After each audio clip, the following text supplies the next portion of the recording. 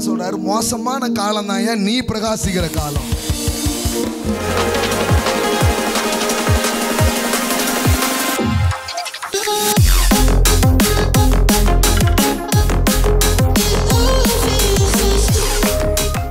எழும்பி பிரகாசி, கர்த்தருடைய மகிமை.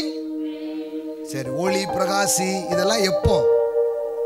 அடுத்த வசனம், இதோ இருள் பூமியையும் காரிருள் ஜனங்களையும். சார், இருள் வருது, காரிருள் வருது, கடும் இருட்டுலாம் வருது. கடவுள் சொல்றாரு அதெல்லாம் வரும், அந்த நேரம் தான் நீ பிரகாசமா தெரியுற.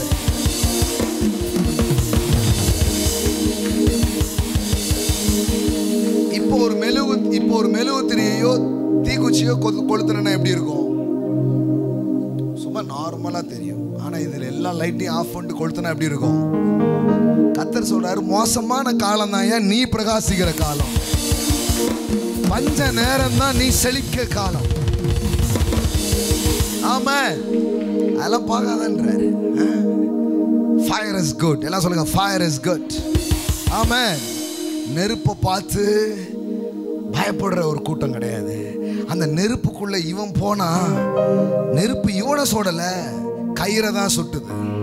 ஆமா, அப்பன்னு என்ன அர்த்தம்? கயிறை அவுத்து விடுற வேலையை நெருப்பு பார்த்துருக்கு. ஆமா, இந்த இவ்வளவு ஃபயர் வந்த போது இவன் கூட இருக்கிற கடவுளையே அவனுக்கு தெரியும் கடவுள் நம்ம கூட இருக்கிறாருன்ட்டு. ஆனா அந்த நெருப்பான நேரம் எதிரியும் கடவுள் இவ கூட இருக்கிறாருன்றத பாக்குற மாதிரி ஆயிடுச்சு. ஆமா ஆமா, தூக்கி போட்டது எத்தனை பேருன்றான் ராஜா? எத்தனை பேரு?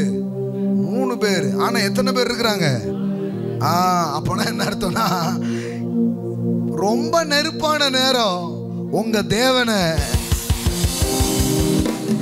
ஆமா எதிரிகளும் பார்க்கிற நேரமா இருக்கு.